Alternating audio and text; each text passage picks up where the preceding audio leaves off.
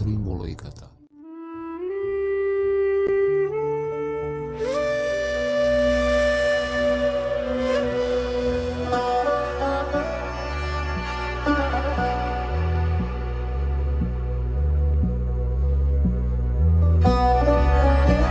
Maroko selain dikenal dengan negeri seribu benteng, ia juga terkenal sebagai negeri seribu wali. Setiap sudut kotanya adalah zawiyah para sufi. Setiap jengkalnya adalah pijakan para ulama dan orang-orang suci. Bumi para pendiri Tarekat Mu'tabarrah yang ajarannya tetap harum hingga masa kini.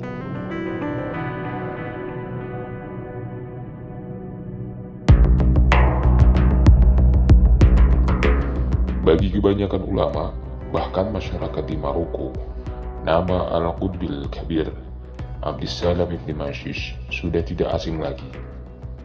Sebagaimana tercatat dalam kitab At-Tabaqat Asy-Syadziliyah Kubro, karangan Syekh Hasan bin Muhammad bin Qasim At-Tazi, beliau Sayyidi Syekh Abdissalam ibn Mashish merupakan guru dari 3 wali kutub atau pemimpin para wali. 3 wali tersebut yaitu Ahmad Al-Badawi yang juga merupakan murid dari wali kutub Syekh Abdul Qadir Al-Jilani dan Syekh Ahmad Ar-Rifai, Syekh Ibrahim Al-Asyufi dan Syekh Abul Hasan Ali bin Abdullah Asy-Syadzili dari Tarekat Syadziliyah. Dalam dunia perwalian masuk kategori Al-Khaus, yang berarti penuntun atau bimbing pada kebaikan dan kebagusan, khususnya dalam menuju ma'rifat kepada Allah Subhanahu wa Ta'ala, atau Bul Aqtab, atau pemimpinnya para pemimpin wali.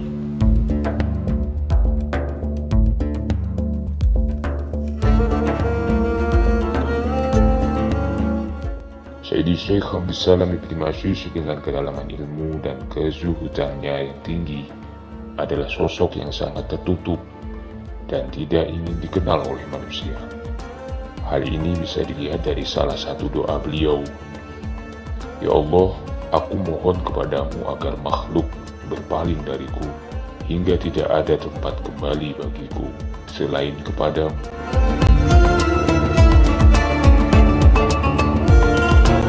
Allah Subhanahu wa Ta'ala pun akhirnya mengabulkan permohonan beliau, dan karena sangat ketertutupannya, sampai tidak ada yang mengenal beliau kecuali Syekh Abul Hasan Asy-Syadzili.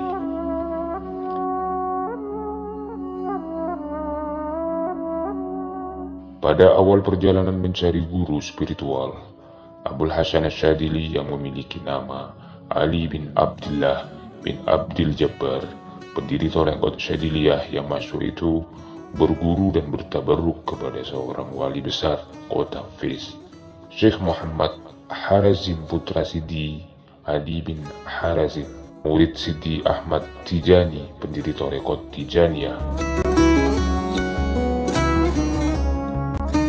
Perjalanan pencarian ini hingga mengantarkan beliau jauh sampai ke negeri Irak. Di sana, Asy-Syadzili bertemu dengan waliullah Abil Fad Al-Wasiti.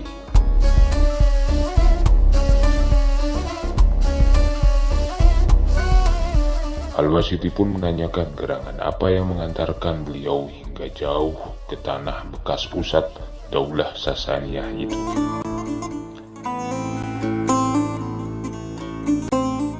Saya mencari wali kutub, jawab Asy-Syadzili dengan jelas. Engkau mencari wali kutub jauh-jauh ke sini, padahal ia justru ada di negerimu sendiri, tegas Al-Wasiti. Pulanglah, engkau akan temukan ia di sana, lanjutnya.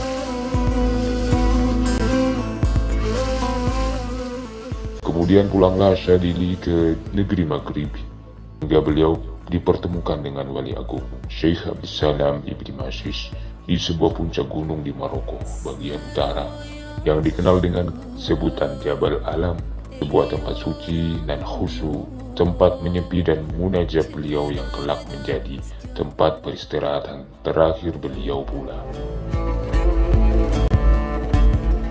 Dari sini Imam Asyadili benar-benar menemukan seorang mursyid sebagai penunjuk dalam perjalanan spiritualnya, seorang guru spiritual dan murabbi yang kelak mengantarkannya hingga menjadi waliullah agung dan pendiri tarekat masyhur.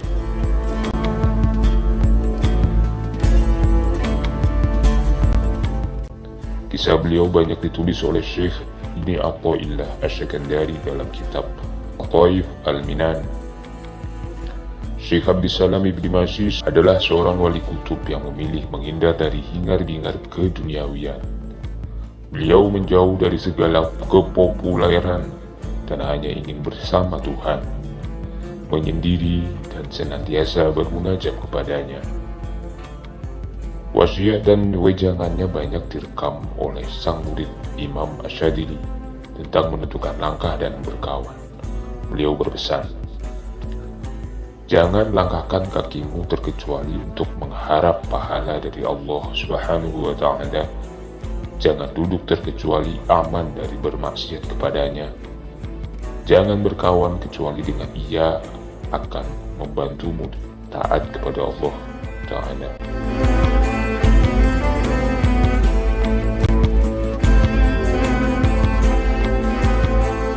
Jangan berkawan dengan orang yang mementingkan dirinya sendiri, karena itu perilaku hina.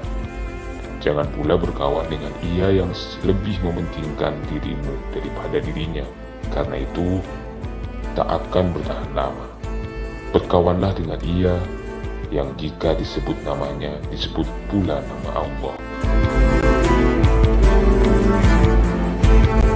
Dua perkara yang membuat banyaknya kebaikan tak ada artinya: membenci ketetapan Allah Subhanahu wa Ta'ala dan berbuat zalim kepada hambanya. Dua hal pula yang menjadikan banyaknya keburukan akan mudah terputus: ridho dengan qada Allah dan suka memaafkan orang lain. Syekh Abdissalam Ibni Mashish adalah mutiara yang tersimpan dari tanah Maghrib Aqsa. Ia memilih menjauh untuk tidak dikenal manusia.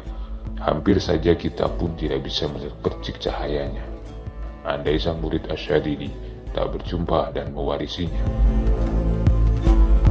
Demikian kehendak Rabb yang Maha Kuasa, hingga Imam Asyadili menjadi penerus cahayanya, menjadi wali besar yang ilmu dan kemasyhurannya memenuhi alam raya. Dengan jalannya, ia menuntun seorang murid dan pewarisnya kelak, Syekh Abu Al-Abbas Al-Mursi, pun hingga menjadi seorang wali besar di samping banyak murid-muridnya yang lain seperti Syekh Makinuddin Al-Asmar, Sultan Aulia Izzuddin bin Abdissalam, dan lainnya, sehingga ilmu, amalan, dan ajarannya sampai kepada kita semua.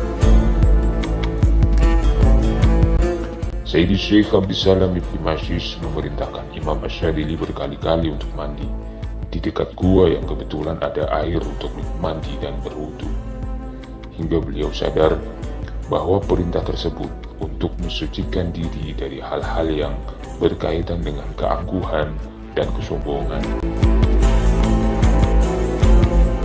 Saat beliau keluar dari bersuci dan menghadap dalam keadaan fakir, dari arah gua itu muncul sosok yang tampak lanjut usia dengan pakaian yang sederhana dan dengan songkok dari anyaman jerami seraya berkata, "Marhaban wahai Ali bin Abdullah bin Abdul Jabbar," dan seterusnya, dengan menyebut nasab Syekh Abul Hasan sampai ke Rasulullah SAW.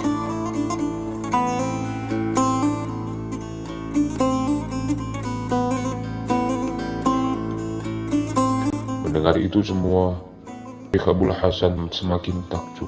Belum sempat mengeluarkan kata, sang kutub itu melanjutkan, "Wahai Ali, engkau datang kepadaku sebagai fakir, baik dari segi ilmu maupun amalmu, maka engkau akan mengambil dariku semua kekayaan, dunia hingga akhirat.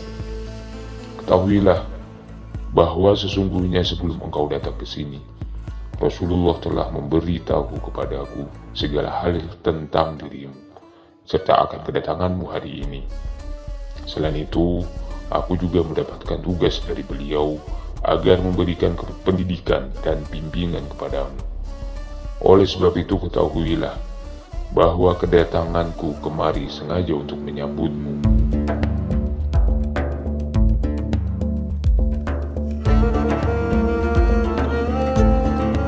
Begitulah sedikit gambaran tentang sang Qutbul Aqtab atau Al-Ghaus, Maulaya Abdissalam bin Mashish.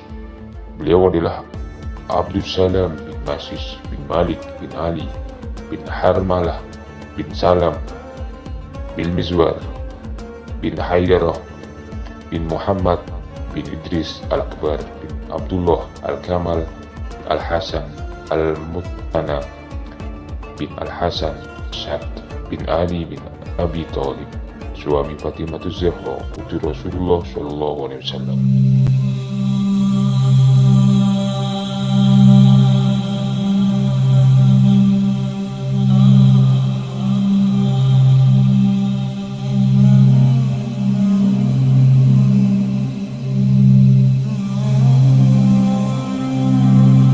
Semasa hidup, beliau memiliki kesungguhan dan kemauan yang keras dalam menuntut ilmu serta menjaga aurat, bacaan zikir, dan doa hingga sampai kepada jalan menuju makrifah kepada Allah Ta'ala. Dalam bidang ilmu pengetahuan, salah satunya beliau berguru kepada Syekh Ahmad At-Toro'an, dimakamkan di daerah Abraj dekat pintu Tazah. Dalam bidang tasawuf, di antara para gurunya adalah Syekh Abdurrahman bin Hasan Al-Attar yang terkenal dengan Az-Ziyad. Dari beliau, Ibnu Mashish belajar tentang ilmu muamalah atau interaksi sosial dengan masyarakat yang sumbernya berakhlak sesuai dengan akhlak baginda Rasulullah.